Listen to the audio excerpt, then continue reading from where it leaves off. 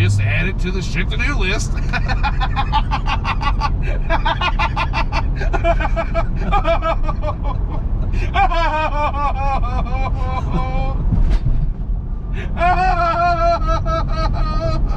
are cries of a desperate man. 'Cause we're about 5 minutes from the house. I got all this shit. It's all in the car. It's inside of it. This is a nice car. Your car's broken. Yeah. There's more stuff inside of your car. Yeah. Okay. Yeah. Okay. Okay. So anyways, that's this morning, and it's not even 10:30.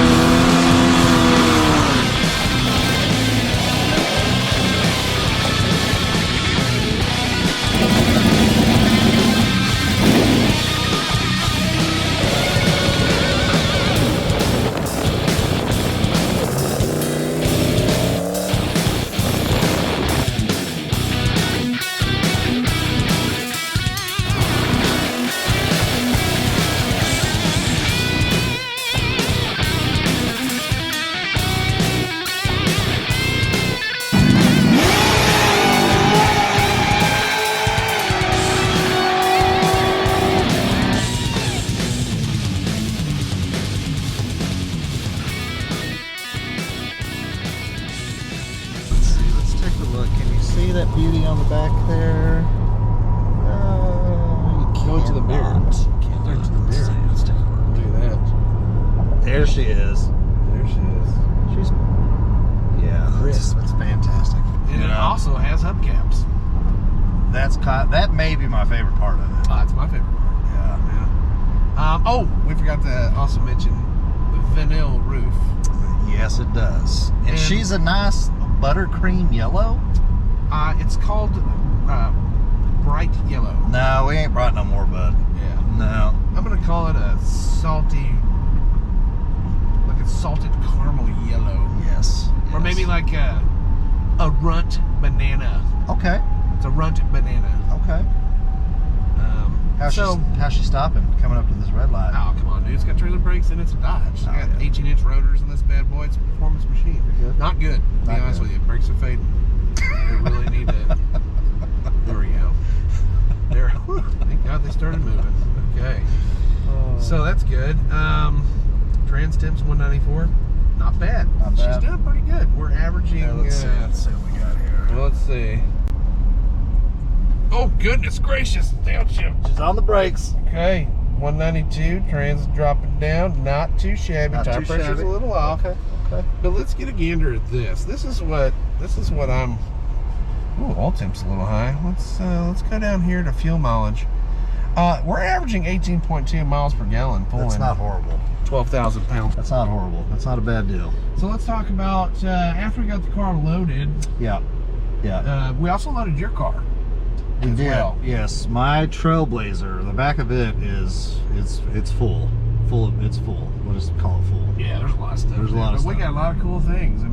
There's probably 5 complete sets of go-kart tires. So if anybody needs any, hit us up. Yeah, we got it. Something about me and you and stumbling upon just tons and tons of one item for a small nominal fee.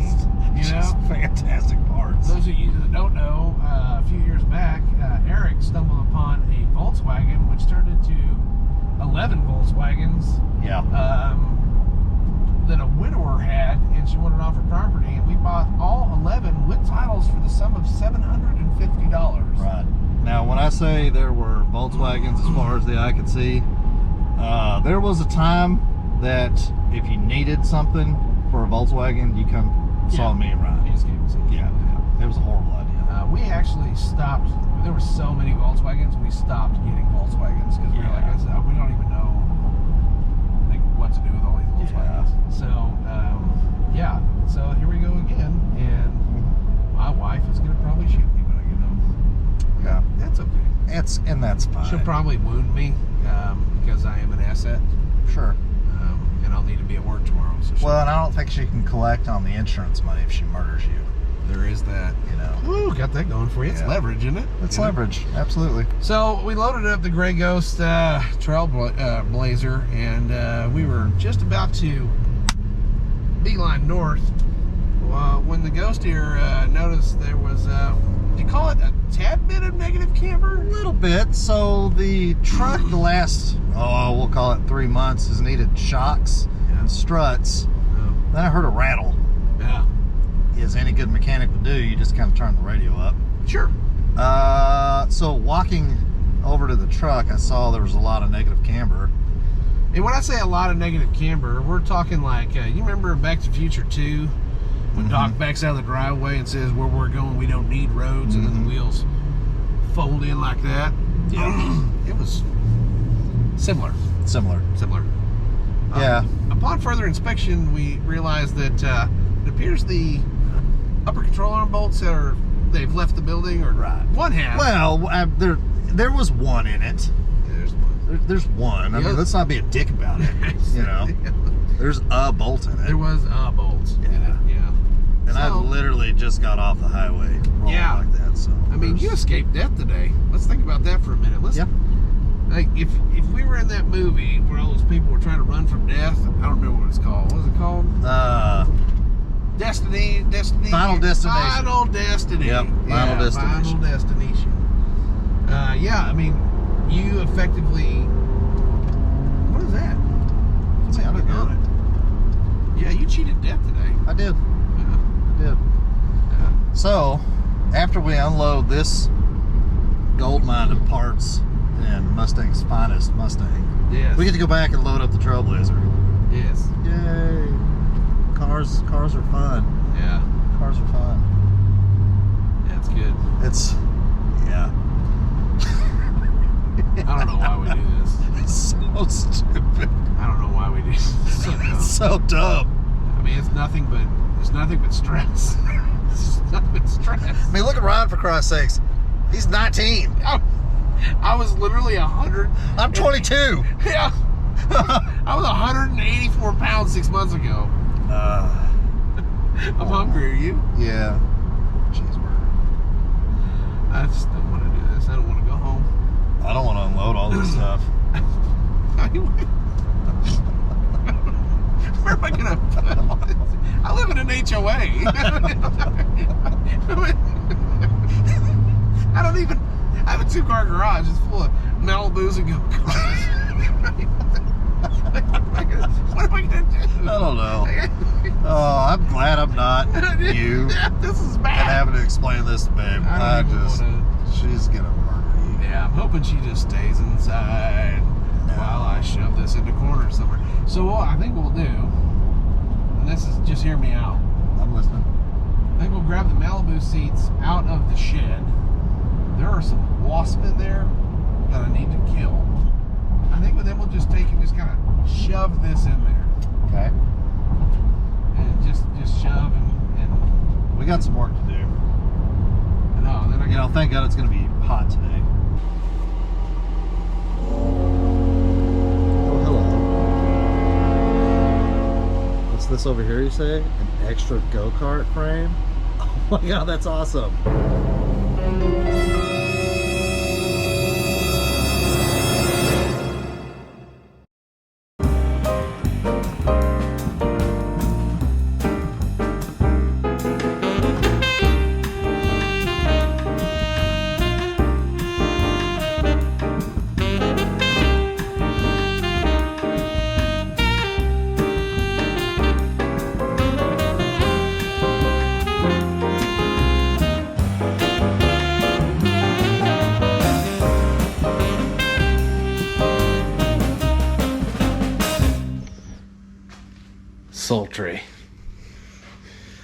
sultry. Yeah. I mean, that is sultry. This baby here is not just a 1973 Mustang. It is a Q code. And if you're not familiar with Q codes, let me explain a little bit to you. Q code is probably one of the higher end models. It has all the guts you know. Not a lot of Grandes came in Q codes. Q codes were mostly your Mach 1s. So that means it has a 351 Cleveland 4-barrel. This is equipped with a C6.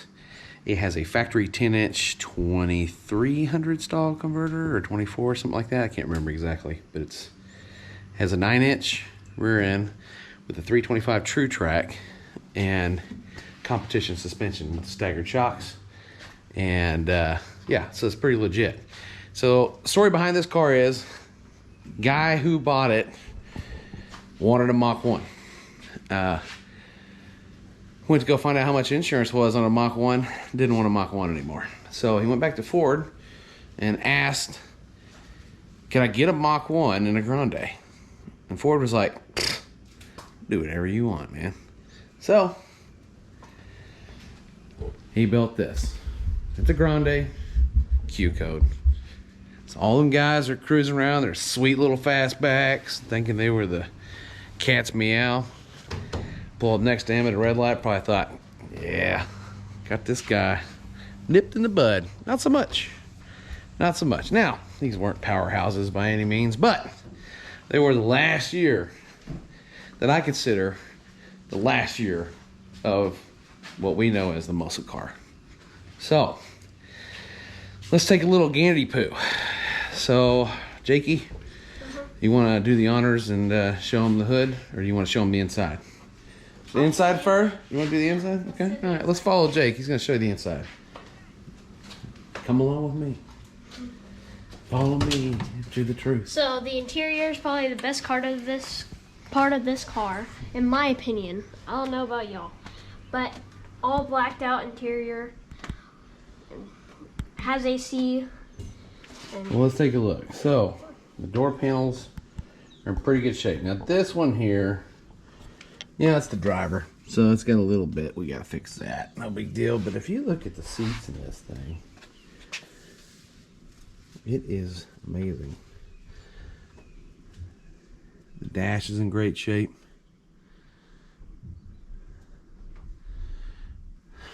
Carpet's in good shape. And I think Stanley replaced the carpet in it. He might have done the seats. I don't remember. But still got the AM radio. We still got the AC controls. I mean, everything is as it should be. And then, I can't remember. Oh yeah, they got the lever at the bottom. Back seats in phenomenal shape when you get that stuff out. Now, over there, it looks like somebody tried to do the 1970s. Oh, I need speakers in the back mods. So, luckily, Stanley had a set of OEM ones that are in fantastic shape. So we're going to swap those in too. But I mean, the headliner got a little droop in it. We're going to have to get it tidied up, but it's in great shape. Whatever parts were missing, Stanley assured, or in the trunk, and I believe him, everything is accounted for. I think there's even a transmission rebuild kit in that box there, if I'm not mistaken. But this, I mean, come on. Oh. You gotta love the click. Let's come around here to the back. See what's in the bonnet, as my friends across the sea would say. Oh, look, it's a whole slew of awesome parts. It's got an aluminum intake and looks like a Carter or Edelbrock that he was going to throw on it. We got an original clock that we can swap in. Hubcaps, we got badging, we've got a windshield wiper motor. We have all kinds of stuff, and that's another thing we're going to do today. We're going to sift through this because I don't know what's what, and we need to know what's what, and that way I can take a look at what's going on with the trunk. I already know the rear body panel's hurt, so yeah, we're going to have to fix that. But that's nothing me and the Jaculator and the Amigos can't tackle. Right? Right. Yeah, so look, we got our little, shows you how to use the jack. Isn't that special? So, vinyl roof. I mean, the vinyl roof, I hate vinyl roofs. I hate them, I hate them, I hate them. But I'm going to tell you something. This has got to be the finest example of a factory vinyl roof that I've ever seen in my life. I mean, it is fantastic. And it sucks because if I repaint the car, I'm gonna have to remove it, you know? So, there's that. You open up this side here. Again, same thing. It's a luxury machine. I mean, from the minute you cross this little sill plate until you hop into the seat and bestow your eyes upon the 12-foot hood, you know you're soaked in class. And to top things off, this is pretty cool too. Look at this. Right in the back. Yeah.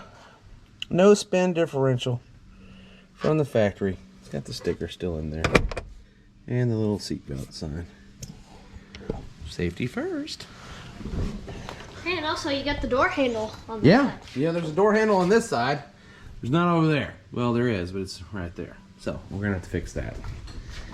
Now, I know what you've all been waiting for. And I'm gonna give it to you. You want to know what's underneath the old 30-foot deck. Well, let me show you. Yep, it is 351 Cleveland. Now, when Blake and Stanley took this thing apart, they cleaned up everything, repainted everything. It's just been setting. So we're gonna come back in here, get stuff off of it, get it cleaned back up again. I mean, just the hardware is in great shape. The hinges are in great shape. So we're gonna give this car some love. We just don't know how far we're going with it yet because, you know, we can't forget about Mike Honcho. And Mike Honcho right now is sitting out underneath the car cover, and we know Honcho doesn't like that. Right. Right. So, but we did pretty sure blew the transmission up in Honcho, which is fine because we have another one right there. That we haven't put in for like 9 months. Yeah, the Turbo 350 wouldn't die. It was just no point, right? Yeah. We had to kill it first, but I think we did it the other day. I think it's hurt. So, we got drag week coming up. And so I was we didn't get in. We tried, but we didn't get in. So I kind of got a little frustrated with it and I kind of put it to the side. But,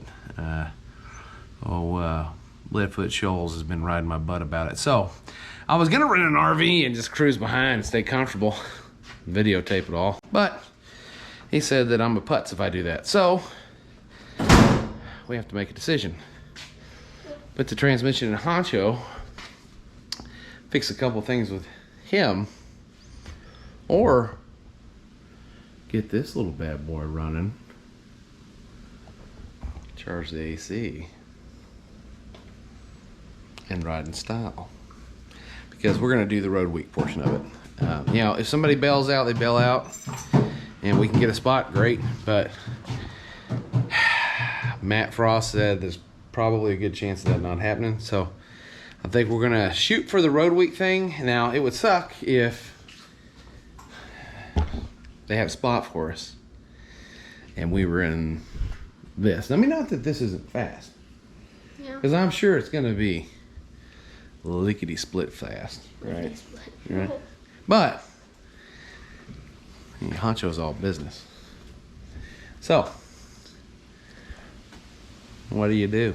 That's the only reason I want to take Honcho. But we don't have AC in it, and I really love AC during these hot. We don't need AC. We're men. I mean, I wouldn't mind AC. I'm not gonna lie. I'm getting fat and old. So, yeah. So anyway, I think what we're gonna do, we're gonna tinker with this a little bit. We're gonna try to get it cleaned up, and then probably get the other amigos over here, and pull the lifters out of it. Maybe since it's a flat tappet cam, it's never been broken. Nothing's been broken in. So we need to spin it. It's really dry. The motor's really dry. So we're gonna need to spin it and try to prime it, get some oil pressure going, and just rotate it, prime it again, rotate it, prime it again, try to get everything as wet as we can, and then bust it off, see what it does. straight to 2,800 for 20 minutes. Sounds amazing. I really hope it holds together. So, oh yeah, you know, a little lumberjack here. He brought something to my attention. I also got some pretty cool documentation with this thing. We got the original sales book that came with it. And then here's the original. This is pretty neat. This is the original build sheet. And it says here 351 Cleveland 4V, 8-cylinder, black vinyl roof, select shift cruise-o-matic, traction lock differential, power steering, front disc brakes, air conditioner, competition suspension. It is something else. And then of course we have just about everything that's ever been, every place that's ever been contacted for parts.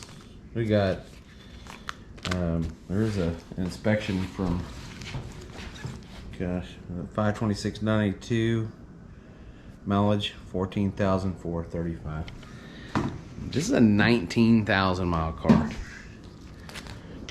Now we have all the parts that have been bought throughout the years. We got a full documentation of that. Look at this. How cool is that? Factory warranty card. I used to give these to all the people when they bought their cars. They bought the warranty. It was a placard you keep. It was metal, so you couldn't wash it and tear it up. And you got all the customer information from the purchase. I mean, it's just tons of stuff. This is really cool. Yeah. This is what makes a car just even that much cooler, you know? You don't see this every day. No, you don't. Not a lot. Oh, yeah. Stanley also bought a nice full exhaust system for this thing, too. It's in the shed.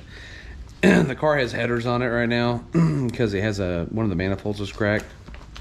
So I haven't really decided if I'm going to try to find the driver's side manifold for it and put the factory exhaust back on it, or if we'll do the 2.5 inch into some flow masters or something. You know what I mean? It's a hot rod. Yeah, I think it's a carburetor rebuild kit for the 4350, which this should have a 4300 on it, so this is like for a 460 mid 70s. That's what's on it right now. I have a correct carburetor over there. I'm pretty sure it's the right one. It might be a 300. I might need a 300D, but hey, come on. So it is a spread bore, which is kind of cool. I know he has the aluminum intake in the back, but I think we're going to try to keep it as factory as possible because it'd be nice just to have a good running, smooth running, good AC working hot rod, don't you think? Mm-hmm. And we can have Honcho to go do the fun stuff in. This car has been verified by Ford. It did come with what it has. It was ordered the way it was ordered. And the numbers on the engine, transmission, everything are matching. So, I mean, it doesn't get a lot. I mean, this is definitely the most documented car I've ever had in my life. I've had, well, let's say maybe. I think my Chevelle, I had a 64 Chevelle that was pretty documented, but this is pretty cool. And I'm really, really excited to just me and the little dude here and the amigos, just and even some of the misfits, I'm sure PJ and everybody and Brandon's gonna want to get in on this too, because I mean, it's kind of I don't know, it's an important car.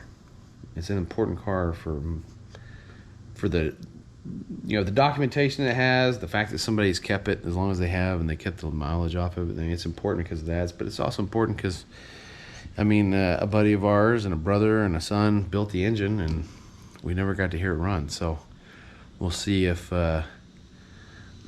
Blake and the gods above are gonna be on our side when we try to fire it up. And one more thing, this is actually a look of the car in Gone in 60 Seconds. It was yellow. So that's what's cool about this car, in my opinion. Of course, the other one was a fastback. Fastback, yeah. Yeah, but I mean, it's essentially the same car. Yeah. Should we go jump it? Yeah. Stay tuned.